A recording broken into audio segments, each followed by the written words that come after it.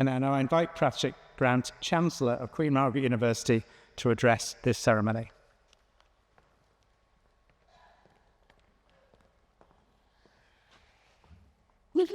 Well, this is an enormous honour. Thank you so much indeed.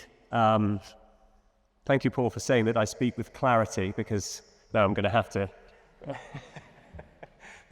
to keep up appearances. I'm going to just share a few words with you, just because I think that's my job, but because I think it's important too. You know, when I graduated from my first degree, which was some 30-ish years ago,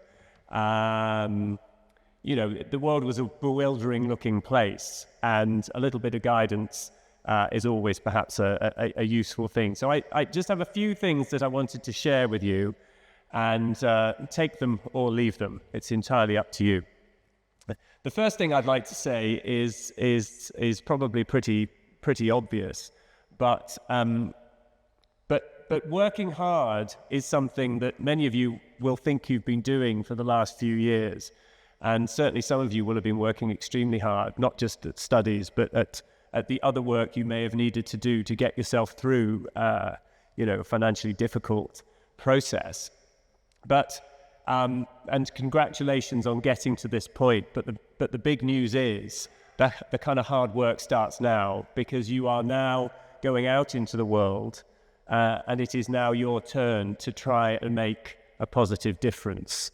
It is interesting. As a young man, I was kind of a skiver. You know, I did my best to avoid hard work. And it wasn't until I was in my early 20s and living in America and working, strangely, as a landscape gardener, that I learned that working hard is kind of a reward in and of itself. No matter how hard your job might be, or how unrewarding you think it might be, the satisfaction that you get from knowing that you have done a hard day's work or a hard night's work is a reward in and of itself. To look back at your day and think, I have really put a good shift in, is something that is genuinely fulfilling, and I hope many of you will enjoy that feeling for many years to come. It's also something of a superpower. You know, if we all bring our best to every job we do, we will make a positive difference. And that is something that we all have great power over. We can all choose to work incredibly hard and to do the best we can on every single day. And if we all do that, we will make a difference. The next thing I want to talk about is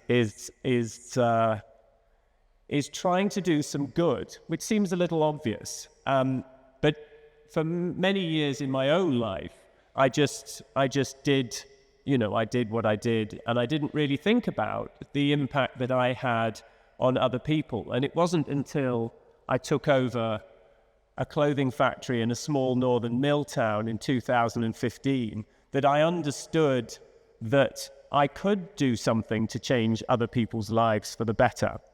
And now every day I go to work, and the progress that we make with my business, Community Clothing, genuinely gives me a sense of enormous pride.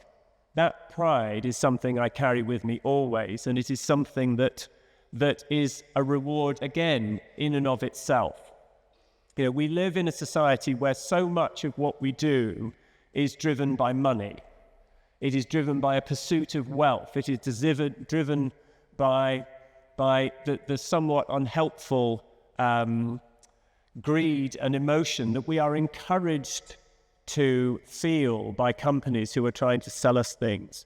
If we can feel a reward without, you know, chasing money, then that will serve us very, very well indeed. I think also I would ask you all in your future lives to continue to be curious.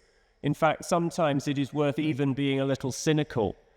Don't accept that the way things are is the way that things have to be. You know, the way that society has been shaped is a result of hundreds of years of small decisions and a result of the actions of many individual human beings.